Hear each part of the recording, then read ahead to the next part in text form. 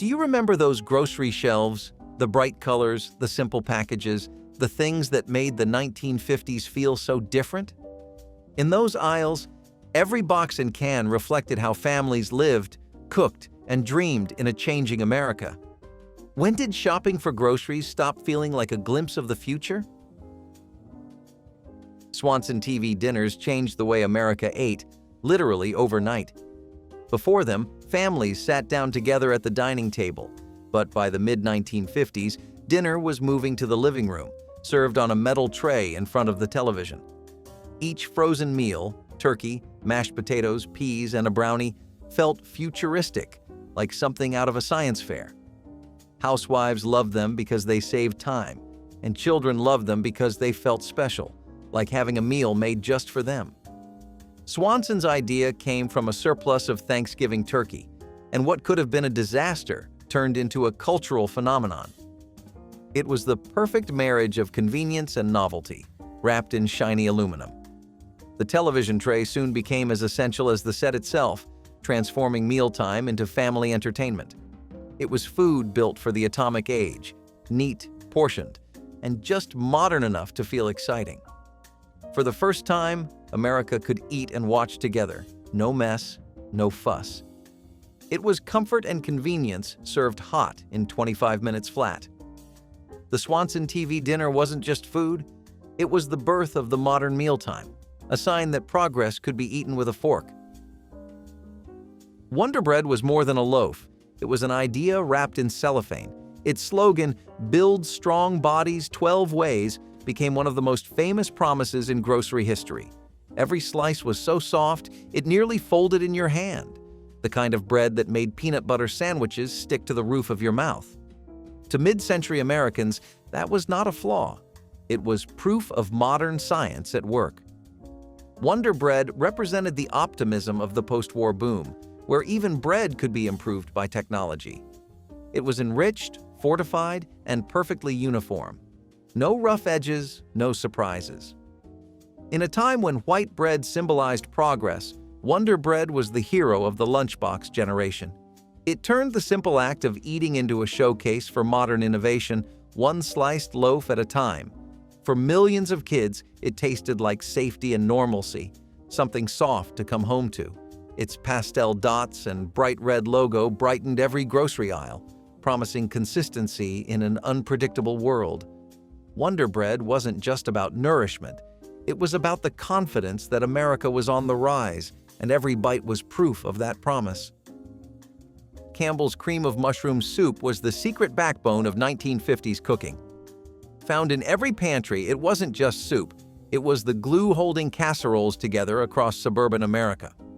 A single can could stretch leftovers, feed a family, and make almost anything taste homemade. Housewives mixed it with tuna, green beans, chicken, or rice, creating dishes that were easy, creamy, and dependable. It was food engineering disguised as comfort food. For many families, that can represented more than a shortcut. It was a sign that even the busiest mother could still serve a meal made with love. It was innovation meeting affection, where a can opener replaced a rolling pin and nobody minded the trade. Every church potluck and holiday table owed something to that red and white can. It wasn't glamorous, but it was reliable. A flavor that said, home, in every bite. The genius was in its versatility. It made ordinary ingredients feel indulgent. For women balancing new appliances and old expectations, Campbell's was a quiet helper in the background, saving time and sanity. Its rich, salty aroma defined what dinner smelled like in post-war kitchens. By the time you saw that familiar label, you already knew it was going to be good. Campbell's cream of mushroom soup turned cooking from a chore into a shortcut, and America gladly took the deal. Velveeta cheese loaf was not just cheese, it was science in orange form. Smooth, meltable, and shelf-stable, it captured the futuristic promise of post-war America. Every slice and cube melted perfectly, turning any dish into a creamy dream. Housewives loved it because it behaved predictably. It never curdled, never clumped, and always delivered that unmistakable silky texture. Velveeta didn't need refrigeration before opening. and that alone made it feel revolutionary. It was the edible symbol of a country that believed progress could improve everything, even cheese. Families trusted it because it never failed, and that reliability made it a household hero long before the term comfort food was ever coined. To a generation raised on rationing and scarcity, Velveeta symbolized abundance, control, and convenience. It wasn't farm cheese, it was progress you could taste. Ads promised that it melted better, and they were right. Whether poured over broccoli, stirred into macaroni, or sliced onto sandwiches, Velveeta was dependable, shiny, and smooth. It reflected a time when America trusted science implicitly, even in the kitchen. It was the cheese that didn't age, it evolved. Velveeta wasn't about authenticity, it was about assurance, and in the 1950s, that was a flavor people wanted more than anything. Jell-O gelatin molds turned every dessert table into a display of edible architecture. Bright, colorful, and a little bizarre, they were the showpieces of mid-century kitchens. Every family had a favorite combination: pineapple chunks, marshmallows, even shredded carrots suspended in translucent wobbling towers. Jell-O wasn't just food, it was performance. Mothers took pride in their molds, comparing layers and colors like painters admiring canvases. When that dessert wobbled onto the table, it wasn't just dessert, it was applause for creativity disguised as dinner. It represented control over nature itself. Sweetness, color, and texture, all perfectly contained in a shimmering mold. For housewives, it was creativity made visible, proof that the home could still be an art form. The sound of that wobbly jiggle at dinner parties became a symbol of pride, the centerpiece of gatherings from church socials to Christmas dinners. It photographed beautifully, tasted nostalgic, and looked futuristic. Kids loved its bounce. Adults admired its precision. Jell-O made dessert something both playful and sophisticated. In a decade obsessed with presentation and perfection, it captured the exact balance between science and showmanship. Every mold was a small, sweet victory for the modern homemaker. Minute rice was the miracle of the instant age. No more boiling, stirring, or waiting. It promised perfectly fluffy rice in 5 minutes flat. To a 1950s homemaker juggling kids, appliances, and expectations, it was nothing short of a revelation. Convenience had become a national value, and minute rice was its purest expression. It was the future poured out of a box, where effort and patience were replaced by trust in modern technology. For a generation that had watched the world move faster every year, even dinner had to keep up. It turned cooking into something nearly effortless, giving families more time to sit, talk, and eat together. It was the kind of progress that fit neatly in a box and sat proudly on the shelf beside all the other modern miracles. Rice, once a tricky side dish, was suddenly foolproof. You just added water and trust. The packaging practically beamed confidence. This was the rice of the future. And in the hands of post-war America, that mattered more than flavor. It was about consistency, control, and the comfort of knowing dinner would always turn out right. Minute rice wasn't just food, it was peace of mind, one scoop at a time. Kool-Aid wasn't just a drink, it was a ritual. Every kid in the 1950s knew the sound of that powder hitting a pitcher and the rush of color swirling through the water. With just sugar, water, and imagination, a world of flavor appeared for pennies. It was bright, sweet, and affordable, the perfect symbol of middle-class fun. The first sip was pure excitement, too sweet, too colorful, and somehow perfect every single time. It wasn't just a beverage, it was joy in motion, stirred up by tiny hands and summer light. Kids loved it because they could make it themselves, stirring with wide grins as the water turned electric red or neon green. Parents loved it because it brought laughter to the table without breaking the grocery budget. Kool-Aid was a kind of magic, the ability to make something wonderful from nearly nothing. It was the taste of summer, birthday parties, and endless afternoons. The smiling face on the packet was more than a mascot.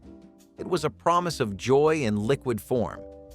In an era of post-war optimism, Kool-Aid was liquid happiness poured straight from the pitcher, a reminder that even small things could make life feel extraordinary. Sunbeam bread was the soft, golden standard of American wholesomeness.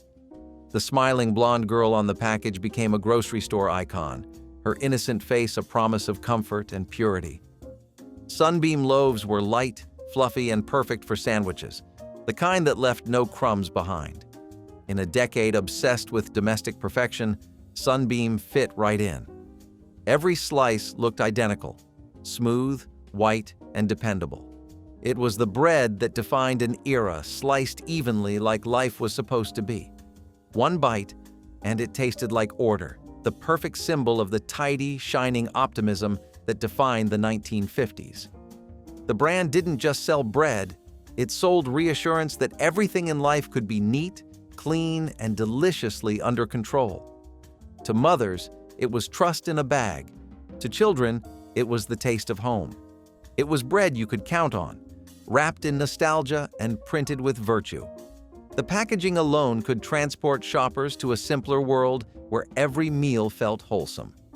Sunbeam bread became part of the visual language of the 1950s, a reminder that even the smallest grocery item could carry the weight of the American dream, soft, warm, and endlessly comforting. Carnation evaporated milk was the quiet workhorse of 1950s kitchens. It wasn't flashy or fun, but it was everywhere, from morning coffee to evening desserts. A can of Carnation could do almost anything: thicken a pie, sweeten a sauce, or stretch a recipe just a little further. It was shelf-stable magic in liquid form. Housewives depended on it, not just for its flavor, but for its reliability. When fresh milk spoiled or ran short, Carnation never failed. It was the pantry's silent reassurance that even in chaos, there was always creaminess waiting in a can. In a time when refrigeration wasn't always guaranteed, Carnation was security on the pantry shelf. It was the difference between going without and making do beautifully. Its familiar red and white label became a sign of practicality, thrift, and comfort. Whether whipped into fudge or poured into mashed potatoes, it brought creaminess to meals without waste. It was humble but indispensable, the unsung hero of countless family dinners and Sunday desserts. Carnation evaporated milk was proof that the best ingredients didn't need to be glamorous. They just needed to work every single time. Chef Boyardee spaghetti and meatballs brought Italian food to the American dinner table, canned, convenient, and ready in minutes. To families who had never seen real pasta before, it was exotic and exciting. The red sauce, the soft noodles, and the tiny meatballs were a revelation for suburban kitchens. It was a product of the immigrant dream made accessible to everyone. Opening that can was like opening the door to another culture, safe, sweet, and just foreign enough to feel adventurous.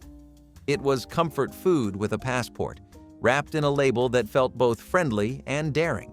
Chef Boyardee himself became a household name, a smiling symbol of culinary adventure you could trust. It was a way to feel worldly without leaving your kitchen, and that felt like progress. The canned pasta might not have been authentic, but it was comforting, consistent, and distinctly American. It made weeknight dinners easier and mealtime a little more exciting. For a generation raised on casseroles and meatloaf, it was a taste of something new, safe, simple, and satisfying. Chef Boyardee proved that food could be both foreign and familiar, opening the door for a nation ready to eat its way into modernity. Biscuit baking mix was the kitchen shortcut every homemaker dreamed of. It came in a cheerful yellow box that promised fresh biscuits, pancakes, waffles, and dumplings, all in minutes. What once took time, skill, and a little luck could now be done with a single scoop and a splash of milk.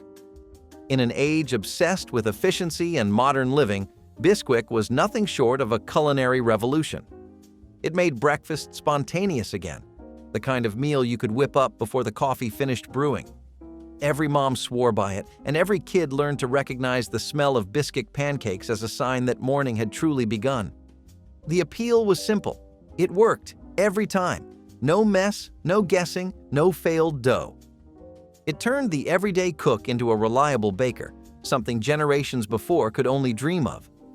Ads boasted that you could make anything from Bisquick, And they were not far off. From strawberry shortcake to pot pies, the mix became a silent partner in millions of kitchens.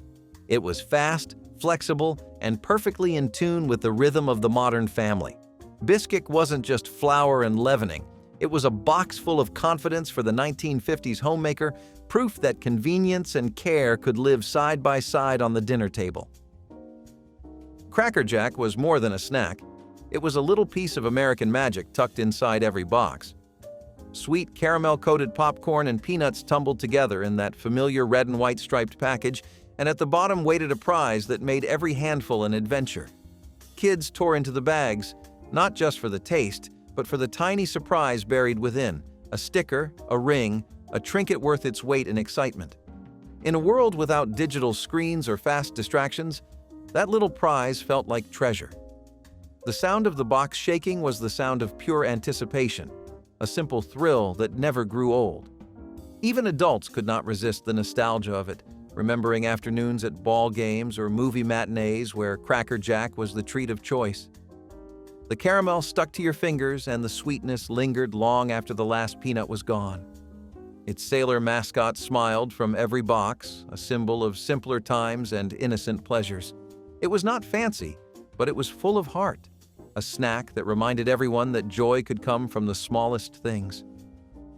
In the 1950s grocery aisle, Cracker Jack stood proudly as a reminder that life's sweetest moments often came wrapped in something humble, crunchy, and just a little sticky. Bluebonnet margarine marked the beginning of a quiet revolution at the breakfast table. Butter had always been the gold standard, but post-war practicality changed everything. Housewives were managing budgets, waistlines, and new appliances, and margarine fit right in. Sold in tidy, foil-wrapped sticks, it was cheaper, lasted longer, and spread more easily on warm toast. Its bright blue packaging promised modern living with a cheerful confidence. Everything's better with Bluebonnet on it. For many women, it was not just a product. It was a symbol of control, convenience, and choice in a rapidly changing world. Unlike butter, margarine could sit on the counter without guilt or waste. It became the silent hero of countless sandwiches and pie crusts, blending seamlessly into recipes while freeing homemakers from old-fashioned limitations. The taste might have been a little different, but the freedom it represented was worth more than flavor. It embodied the optimism of the decade, when technology and thrift could work hand in hand. Bluebonnet margarine made it possible to live well without spending more, and in a time when women were redefining what homemade meant, that felt like progress. Sanka coffee was the quiet companion of early mornings and late-night talks, a small orange can that promised the pleasure of coffee without the jitters. Before the 1950s, decaf was a curiosity. After Sanka, it became a movement. For health-conscious adults, it offered a way to keep the ritual while easing the nerves. The name itself, short for sans caffeine, felt sophisticated, like a European secret that had finally arrived in American kitchens. It gave people permission to drink coffee anytime, day or night, and still sleep soundly. Its mild, smooth flavor was comforting, especially for the older generation who still wanted to sip alongside younger caffeine drinkers. Advertisements called it the coffee that lets you rest, and that sentiment fit perfectly into an era that valued calm and composure. Sanka represented refinement, restraint, and balance at a time when indulgence was often followed by guilt. It was coffee made civilized, offering a sense of self-care long before that phrase existed.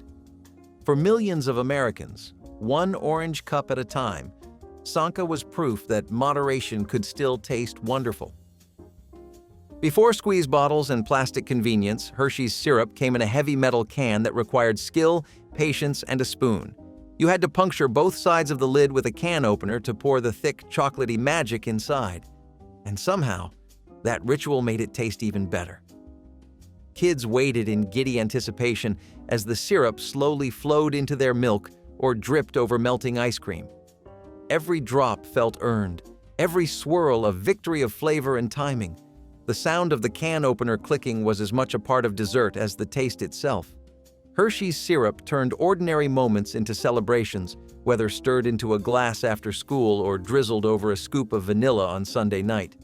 It was a flavor so familiar that it became part of childhood itself, a sweet punctuation mark at the end of the day. In a decade built on newness and invention, Hershey's syrup stayed charmingly old-fashioned, reminding everyone that some pleasures should remain deliciously slow.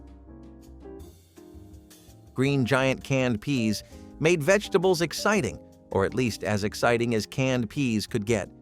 With the booming grocery industry of the 1950s, canned goods were the heart of every pantry, and Green Giant led the pack. The jolly Green Giant himself, towering and cheerful, became one of the most recognizable mascots in America. His booming "ho, ho, ho" turned something as humble as peas into a promise of health and happiness. Canned peas were soft, mild, and a little salty, but they represented something much bigger, the belief that science and packaging could make nature last forever. Housewives felt proud serving them, confident they were feeding their families well, even in the middle of winter.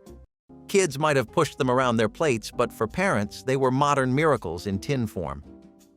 Vegetables were no longer something that spoiled. They were always available, fresh in theory if not in texture. Green Giant made it easy to feel good about dinner, to believe that the future of food was safe, simple, and smiling from a label. Ritz crackers were the golden ticket to effortless sophistication. Buttery, crisp, and perfectly round, they turned simple snacks into something special. A box of Ritz was always present at bridge clubs, holiday parties, and quiet family nights alike. It was the kind of food that made you feel fancy, even when topped with nothing more than cheese or peanut butter. The slogan, "Everything tastes better when it sits on a Ritz," captured the essence of post-war optimism, an idea that even the ordinary could be elevated with a little style. They were indulgence within reach, luxury you could hold between your fingers. In the 1950s, Ritz crackers weren't just snacks, they were social glue. They made entertaining easy, elegant, and endlessly repeatable. You could build tiny appetizers or crush them into casseroles. They did it all. Ritz gave families the feeling that refinement didn't need to be expensive, just buttery and well-packaged. It was the taste of class, one golden bite at a time. Minute Maid. Frozen orange juice concentrate brought Florida sunshine straight to the freezer. Before it, fresh orange juice was seasonal, perishable, and far from affordable for many families. But one small frozen can changed breakfast forever. Housewives could thaw, mix, and pour fresh juice any time of year right from their own kitchen. It was science in a can, freshness preserved by technology, a taste of luxury for the price of convenience. Kids loved the tangy sweetness, while parents marveled at how easy it was to prepare. Minute Maid's success was so immediate that it became a staple of the American morning, its frosty metal tubes lined up in freezers across the country. It felt like progress, like sunshine engineered for modern living. Even the act of reconstituting it, adding water to concentrate, felt like a small magic trick. In the age of atomic optimism, Minute Maid orange juice was proof that even nature could be frozen, stored, and summoned on demand. Mrs. Paul's frozen fish fillets were the ocean's answer to suburban convenience. Before the 1950s, seafood was a luxury, something only coastal towns could truly enjoy fresh. But Mrs. Paul's brought it to the heartland, neatly breaded, frozen, and ready for the oven. Housewives could serve up seafood dinners without any smell, scales, or guesswork. It was elegance for the everyday, a golden brown promise that even a Tuesday could taste like a Friday night by the shore. The crisp coating and mild flavor turned cautious eaters into seafood fans, one bite at a time. The brand's success helped define the frozen food boom, giving Americans access to new tastes with old-fashioned simplicity. For many families, Mrs. Paul's wasn't just dinner, it was discovery. It transformed the freezer aisle into a world map of flavors, one box at a time. With every sizzling pan and crispy edge, Mrs. Paul's made the impossible possible, ocean-fresh flavor in the middle of the Midwest. Baker's coconut flakes added a touch of magic to nearly every 1950s dessert. Soft, snowy, and impossibly sweet, it was the garnish that crowned cakes, cookies, and pies from coast to coast. Homemakers sprinkled it generously, turning simple treats into something that looked and smelled like celebration. Coconut wasn't just an ingredient. It was a symbol of indulgence and adventure, a taste of the tropics without leaving home. Every bite of a coconut-covered cake carried the promise of warmth and wonder, even in the coldest kitchen. Bakers made every homemaker feel like a confectionery artist, capable of creating something exotic right from a box. Ads proudly featured golden cakes piled high with white frosting and flakes that sparkled like snow under kitchen lights. It was an aesthetic of joy and abundance, a sign that post-war prosperity had finally reached the dessert plate. Whether it was Easter, Christmas, or just a Wednesday, bakers' coconut flakes made every occasion feel like a holiday. It was sweetness elevated to an art form, and one spoonful could turn the ordinary into the unforgettable. Caro corn. Syrup was the secret ingredient that held the sweetness of the 1950s together. Thick, golden, and endlessly versatile, it poured slowly from its bottle like liquid sunshine. Mothers and grandmothers swore by it, using it to make pecan pies that gleamed under the kitchen light, or chewy popcorn balls that stuck to your hands and heart at once. At holiday time, it was a staple, part recipe, part ritual. The sound of the syrup hitting the metal bowl, that slow, sticky drizzle, was as familiar as Christmas carols on the radio. Caro was more than an ingredient. It was tradition in a bottle, the taste of family, love, and sugar all rolled into one. Housewives trusted it because it never failed, no matter how many times you reheated it or stirred it too long. It held candy together, kept fudge smooth, and gave every dessert that unmistakable glossy sheen. The label promised perfect results, and it delivered. In an era when consistency meant comfort, Caro corn syrup was a household hero, right beside the flour and the sugar tin. It made home cooking feel reliable and special, even in the most ordinary kitchen. For kids, it meant sweetness and celebration. For adults, it meant stability, one dessert at a time. Caro didn't just sweeten the 1950s, it defined it. Jiffy Pop popcorn was magic in a pan, literal entertainment that came alive over the stovetop. Marketed as the magic treat you make on your stove, it wasn't just popcorn, it was a show. You'd watch the silver foil dome slowly balloon upward as the kernels popped furiously underneath, and for a few golden minutes, everyone gathered around in awe. In an age before microwaves, this was kitchen theater, an event as thrilling as any TV program. The crackle, the expanding dome, and the buttery smell filled the air with excitement. When the popping slowed, it was like applause, a standing ovation for snacks and science. For children, it felt like a carnival in a skillet, and for parents, it was the rare kind of mess that was worth the cleanup. Jiffy Pop wasn't just food. It was an experience, a moment when the future of convenience met the wonder of childhood curiosity.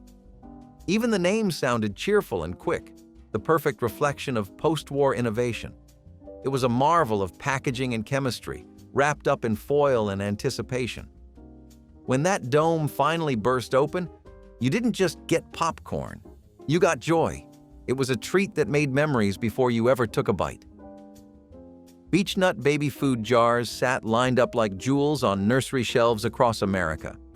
Clear glass, tidy labels, and pastel lids, they were small symbols of a nation entering its golden age of family life.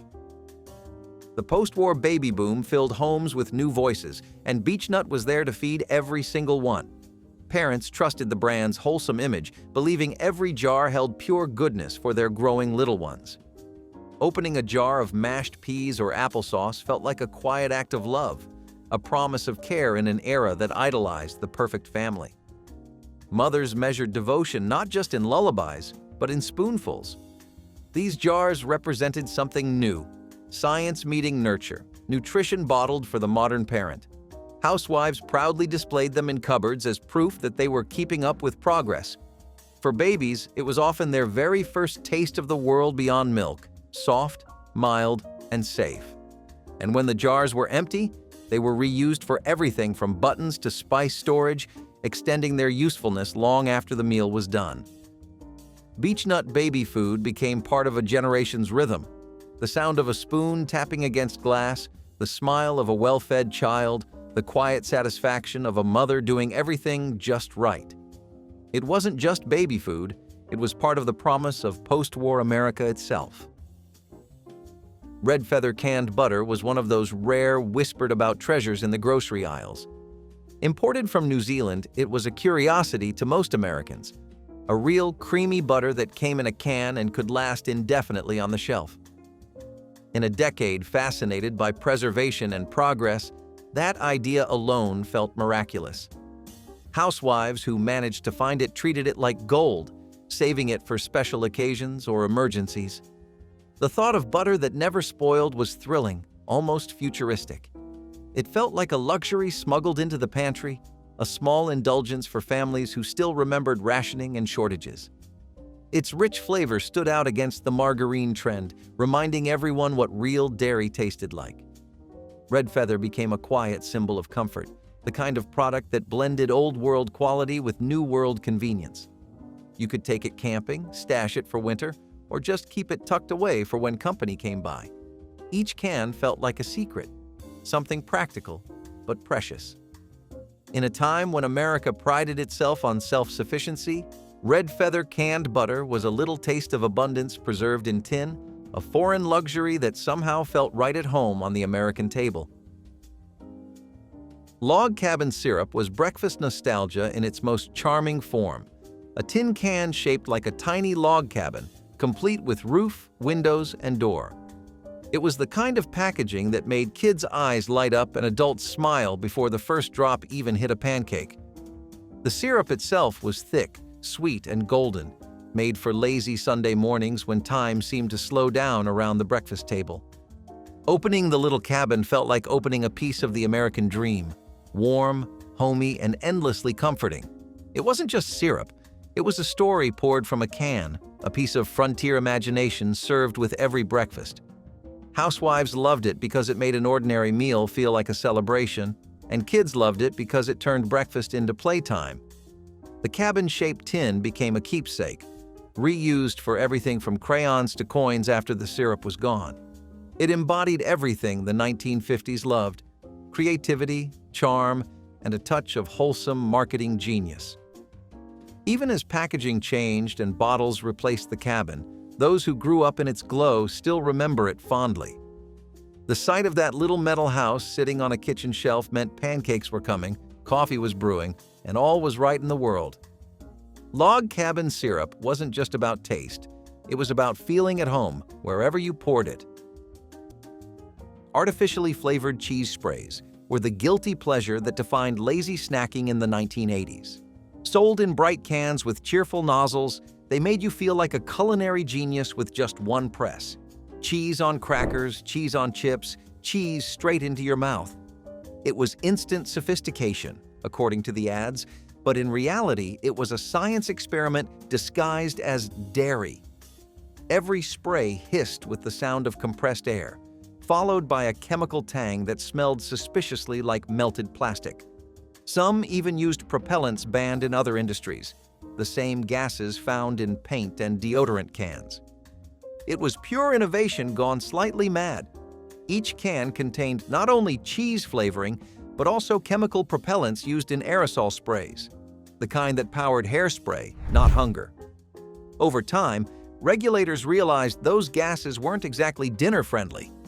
When health warnings started surfacing, people began wondering if their snack was slowly painting their insides. It wasn't just unhealthy, it was practically industrial.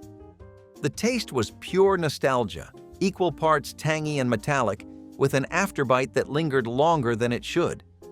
Still, for a generation raised on convenience, the can of cheese became a kitchen staple, perfect for parties, picnics, or 2 a.m. fridge raids. By the late 1980s, food safety laws caught up and those propellants were banned from edible products. Aerosol cheese lived on in reformulated form, but the original version? It was the 1980s at its finest. Bold, bad, and completely irresistible. Libby's canned macaroni and cheese was everything wrong with the 1970s obsession with shelf-stable food. Open the can, and out slid a gelatinous orange blob that looked more like melted crayons than comfort food. It wobbled. It sloshed. It dared you to call it dinner. Steam rose from it like something being freed from a tomb. The cheese sauce was thick enough to patch drywall, and the noodles disintegrated on contact. Even the label warned to heat thoroughly, as if Libby's knew it was dangerous to eat cold. The only thing cheesier than the product was the marketing that called it homestyle. The noodles were limp, the sauce was sour, and the smell could ruin your appetite for a week. Yet somehow, Libby's ads promised creamy perfection, a phrase now used only in irony. It was a meal made for fallout shelters, not families. Parents bought it once, kids refused to eat it twice, and soon it vanished into canned food infamy. Today, it serves as a cautionary tale. Just because you can it, doesn't mean you should. Step right up, stand perfectly still, and let the future jiggle your fat away. In the 1950s, fitness fads didn't involve sweat. They involved standing while a vibrating belt did all the work. These fat melter machines were everywhere: beauty salons, gyms, even home basements. The ad copy promised miraculous results with zero effort. Just strap the thick rubber belt around your waist, flip the switch, and watch your midsection wobble at lightning speed. It was science in motion, the perfect solution for a nation obsessed with looking slim but allergic to hard labor. Housewives swore it toned their figures, though the only thing it really shook loose was dignity. Men tried it too, claiming it stimulated circulation, which was the polite way of saying it made you dizzy.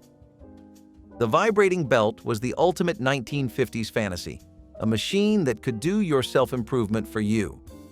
Decades later, studies proved it did absolutely nothing for fat loss, but it did a fantastic job of symbolizing mid-century optimism. In a world of chrome kitchens and futuristic promises, who wouldn't believe a little vibration could change everything? Kinder. Surprise eggs were the perfect balance of joy and danger. A hollow chocolate egg wrapped in foil, it hid a tiny plastic capsule inside, and inside that, a surprise toy. It was pure childhood wonder in edible form. The problem? American law does not allow non-edible items hidden inside food, especially small ones that can choke a child. Customs agents began confiscating Kinder eggs by the thousands, calling them contraband candy. Kids in Europe enjoyed them freely, while American children could only dream or smuggle them from relatives abroad. Parents protested, collectors cried foul, but safety laws won. In the US, Kinder eggs were banned entirely, replaced years later by a safer, separated version, Kinder Joy. Still, for those who remember the original, nothing compares to the thrill of cracking open an egg and finding both chocolate and a toy, a forbidden combination too perfect for its own good. Snack pack meat. Pudding might be the most cursed phrase ever printed on a label. In an age obsessed with efficiency, someone decided dessert cups should also double as dinner. The result was a smooth, meat-flavored paste in those same foil-topped tins that once held chocolate and vanilla pudding. The moment the lid peeled back, an unholy smell escaped, beefy, metallic, and faintly sweet. The texture was worse, a thick gray sludge that clung to the spoon like an insult. Even desperate dieters couldn't stomach more than a bite before surrendering.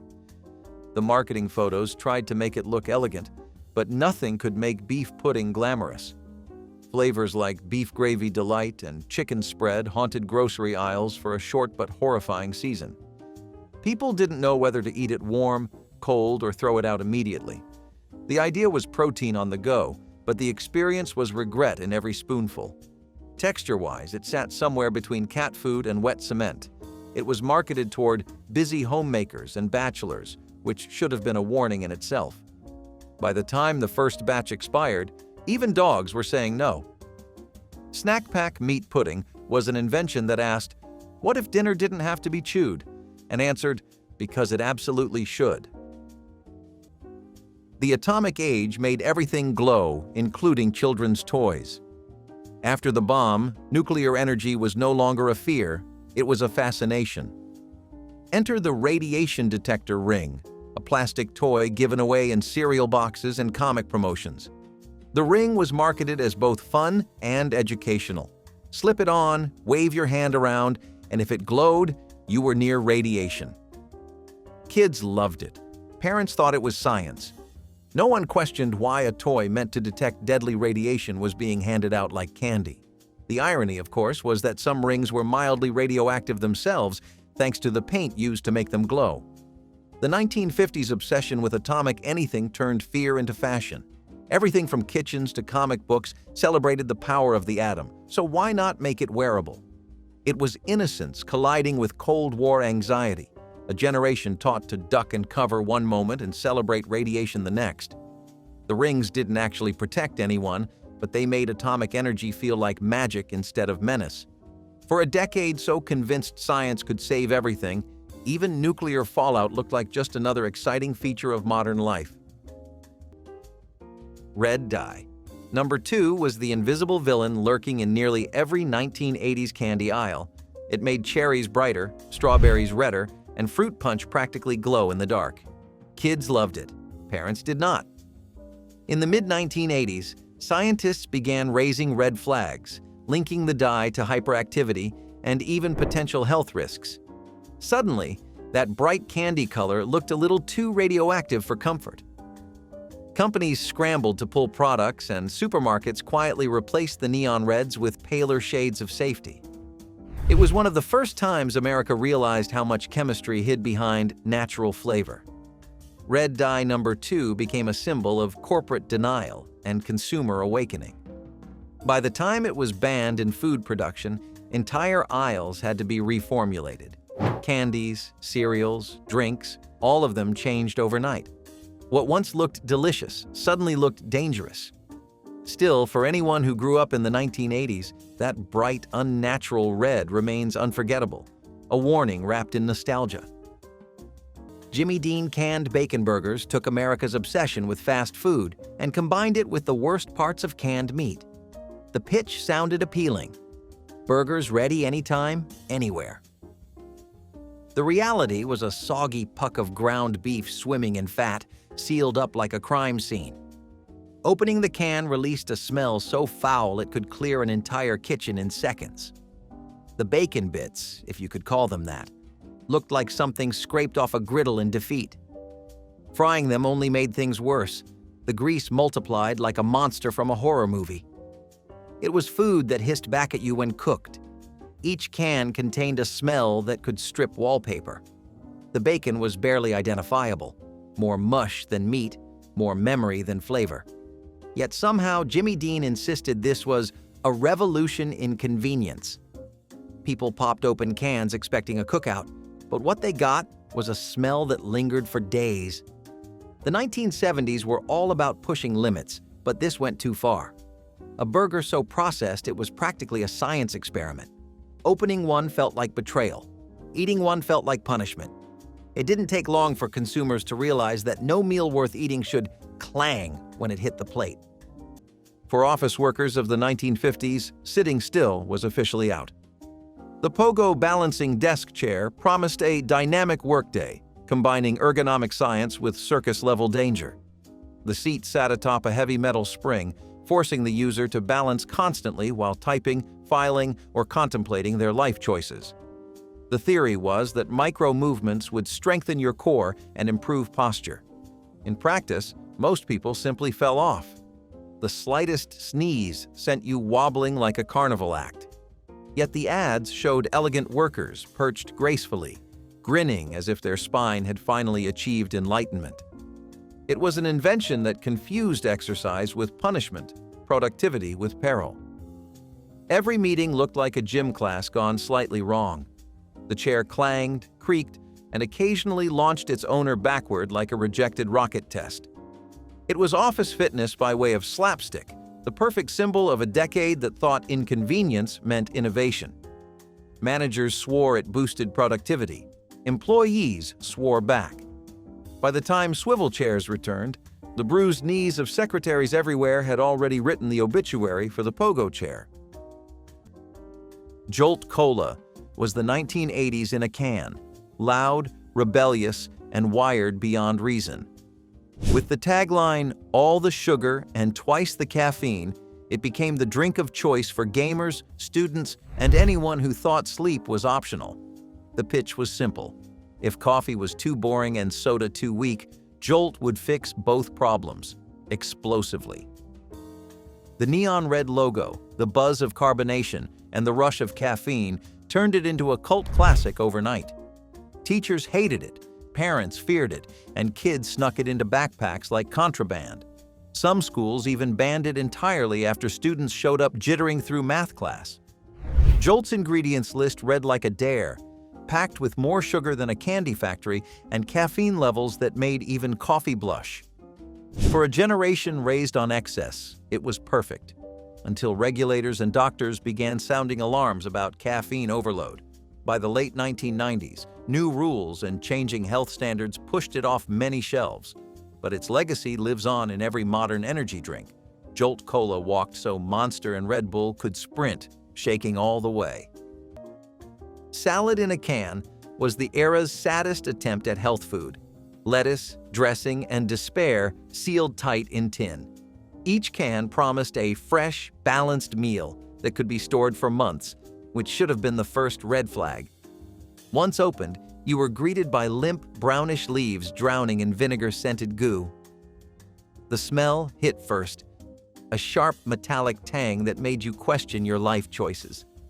The dressing had congealed into something resembling glue, and the lettuce was so wilted it practically begged to be buried. Advertisers posed models on picnic blankets holding open cans, pretending to enjoy it. The only thing fresher than the salad was the regret that followed. The tagline was "Salad for busy people," which really meant people who have given up. The taste was like sour dishwater with a hint of aluminum, and yet it was marketed with bright smiles and picnic scenes. It was meant to bring freshness to the shelf-stable revolution, but instead, it buried salad's reputation for an entire generation. Even cats turned their noses up at it. People quickly realized that lettuce, nature's most fragile food, did not belong anywhere near a can opener. In the age of innovation, this one proved that not everything needed to be preserved. Imagine walking into a party knowing your outfit could disintegrate if someone spilled their drink. That was the daring glamour of the 1950s toilet paper dress, a bizarre fashion experiment born from America's obsession with disposability. Made of soft paper coated with a wax-like finish, these dresses were cheap, trendy, and technically wearable. Designers called them the future of fashion, touting how you could wear it once and toss it away. Housewives loved the idea of never doing laundry again. Department stores sold them by the stack. They came in bold prints, polka dots, and floral patterns, but no amount of style could change the fact that they were essentially glorified napkins. One good tear and the illusion of elegance was gone. Still, the paper dress became a small cultural phenomenon, blending practicality with absurdity. It captured the era's belief that everything, from dishes to clothes, could be modernized by making it disposable. By the time polyester took over, the paper dress vanished, leaving behind only a lesson. Maybe some things aren't meant to be thrown away after one use. Olestra fat-free chips were the 1980s biggest snack food miracle and one of its most notorious disasters. Marketed as a breakthrough for people who wanted all the flavor of fried chips without the guilt, Olestra promised to change snacking forever. You could eat as many chips as you wanted, they said, and never gain weight. The slogan might as well have been, "Eat fearlessly and pay later." The secret ingredient was Olestra, a fat substitute that your body could not digest. That sounded great on paper until consumers learned it also caused gastrointestinal distress. In plain English, that meant sudden, unstoppable regret. People stocked up, ate entire bags, and then learned firsthand why scientists should not play snack gods. Within months, news outlets were running horror stories, and Olestra became a household punchline. Even though the chips were technically safe, no one wanted to take the risk. The miracle turned into a warning, a symbol of how far companies would go to sell fat-free dreams. By the early 2000s, Olestra snacks were gone, remembered only by those who learned the hard way that some chips really do bite back. Kugel flavored. Peanut spread sounded like a good idea after a few too many focus groups. It was peanut butter blended with flavors like banana, cinnamon, chocolate, and vanilla. A Frankenstein creation that didn't know what it wanted to be. The jars looked cheerful and modern, but the contents were chaos. Some flavors were too sweet, others too bland, and none of them actually worked on bread. Parents compared the texture to glue, while kids said it made sandwiches taste like candy gone wrong. Even the name Kugel sounded like something that should have stayed in a test kitchen. Each flavor fought the others for dominance, creating a taste that felt wrong but familiar, like peanut butter that went to Vegas and came back weird. The texture was oddly oily yet gritty, sticking to the roof of your mouth like regret. Kids begged for it, parents bought it once, and that was enough. It became a lunchtime legend, whispered about in school cafeterias as the peanut butter that tried too hard. Kugel vanished as quickly as it came, leaving behind only memories of sticky sandwiches and marketing gone mad. Nothing said modern family life like balancing a Salisbury steak on your lap while puffing on a cigarette. The TV dinner tray table was already a household essential, but someone decided it could be improved. With built-in ashtrays. Now, diners could eat and smoke simultaneously. No interruptions required. Advertisements showed smiling families with glowing screens, glowing cigarettes, and plates of glowing orange macaroni. Dinner had become a performance, an act of leisure and luxury that made multitasking look glamorous. It was the 1950s answer to efficiency. One hand for the fork, the other for the filter tip. The trays were collapsible, chrome-trimmed, and completely oblivious to the concept of fire safety. Kids mimicked their parents by pretending to flick ashes from imaginary smokes. It was the peak of atomic age leisure, television, convenience food, and nicotine, all in one metallic masterpiece. By the time health warnings arrived, the combination of grease, sparks, and ashtray features had already written its own cautionary tale. But for a few golden years, this setup was the image of post-war success. A country eating itself silly and smoking the evidence. Tab soda was the drink that defined a decade, and then paid the price for it. Introduced by Coca-Cola for calorie-conscious drinkers, it came in that unmistakable pink can with a promise: zero sugar, zero guilt, all taste. The secret weapon? Saccharin. A sweetener that seemed like a miracle until science caught up. When studies linked saccharin to cancer in lab animals, panic spread faster than fizz. Health warnings appeared on cans, and sales plummeted as consumers fled from what suddenly felt like a soda-sized science experiment. Despite the controversy, Tab hung on as a cultural icon, the drink of fashion models, aerobics instructors, and anyone chasing the new body craze of the 1980s. But by the 2000s, Coca-Cola quietly pulled the plug. The soda that once symbolized empowerment had become an outdated reminder of a risk people no longer wanted to sip. In the end, Tab wasn't just a drink, it was a time capsule of a decade obsessed with control, beauty, and the illusion of safety. Aspen Soda was Pepsi's short-lived attempt to make apple-flavored cola a thing. It wasn't. Launched with sleek ads about crisp refreshment and alpine freshness, Aspen tasted more like melted Jolly Ranchers mixed with cough syrup. It hit your nose first, a chemical apple aroma that made your eyes water. Then came the taste, sugary, medicinal, and strangely spicy, like someone liquefied a candle. Even the carbonation felt wrong, too sharp, like it was trying to fight its own flavor. Pepsi insisted it was light and refreshing, but every sip burned like mouthwash gone rogue. Fans of apple juice were furious, and cola drinkers felt betrayed. It was a soda with no audience, existing in a flavor purgatory. People wanted the tang of cider or the sweetness of juice, but Aspen gave them regret in a can. It was marketed as the next great American flavor, and instead became the next great clearance item. Pepsi quietly killed it after realizing that no one, not even desperate teenagers, wanted apple soda with a cola afterburn. It remains a fizzy legend, proof that even the biggest companies can take a fall from the mountain.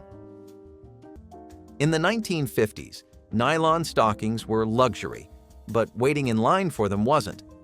Enter the spray-on solution, an aerosol filled with flesh-colored paint meant to mimic silky nylons instantly. Women simply sprayed their legs, drew a line down the back for a seam, and strutted out feeling fabulous. The first glance fooled everyone. The second glance, usually in the rain, did not. The color streaked, smeared, and stained furniture, pets, and dates.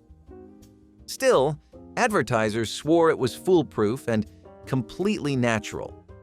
Housewives loved the promise of saving money. Husbands loved the novelty. The smell of paint became the scent of fashion. It was the kind of invention that could only come from a decade obsessed with shortcuts. The dream of beauty in seconds came true, right up until the first thunderstorm. Spray-on stockings were the perfect blend of ingenuity and absurdity, proof that the 1950s could make even legs a technological experiment. When weather or sweat betrayed the illusion, women just laughed it off and bought another can. Because if progress taught them anything, it was that convenience always came with a mess. Dieter's Shimmer gelatin drink was a miracle of marketing and a nightmare of taste. It promised to replace entire meals with a sparkling, jiggling liquid delight, words that should never describe food. The bottle shimmered like glitter in suspension, as if you were about to drink a lava lamp.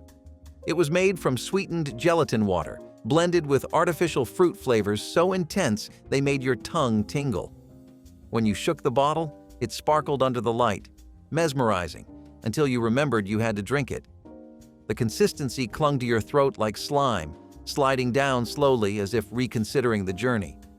Early testers described it as sparkly regret in a bottle. Yet somehow it was marketed as glamorous, the disco drink for dieters. The texture was somewhere between cough syrup and melted jello, and the aftertaste stayed for hours. Dieters hoped it would help them feel glamorous while losing weight, but it mostly made them question their life choices. The company boasted that it was the future of nutrition, which might have been true in a dystopian sense. Even the label couldn't decide whether to promise health or fashion, as if a disco ball and a diet book had a baby. Shimmer proved that the 1970s could sell anything, as long as it sparkled. Imitation may be the sincerest form of flattery, but in the 1950s it was also a marketing strategy. For kids desperate to mimic their cigarette-smoking parents, toy makers introduced plastic cigarettes that puffed harmless powder when blown into. They came in candy packs, doll accessories, even junior smoking sets. The idea was to let kids feel grown up without the danger, unless you count normalization as danger. Ads describe them as adorable and realistic, complete with little glowing tips. It was innocence wrapped in smoke, a training ground for adulthood built from bad habits. The toys were meant to entertain, but they quietly taught imitation before imagination. Parents saw no problem. After all, everyone smoked. The toys even appeared in family magazines as wholesome gift ideas. They were training wheels for addiction, dressed up as playtime, proof that the 1950s could make anything, even vices, look cute. Eventually, backlash and common sense caught up, but for a decade, kids could puff proudly beside their parents on the porch, practicing for the day their playtime habits turned real. Sharkleberry Fin Kool-Aid was neon pink madness in a pitcher. The flavor was supposed to be a mix of strawberry, banana, and orange, but it mostly tasted like sugar, water, and chaos. Its mascot, a surfing shark, became an icon of summertime fun, until the drink's dyes came under fire. The drink's color was so bright it could stain anything, countertops, clothes, even your tongue for a full day.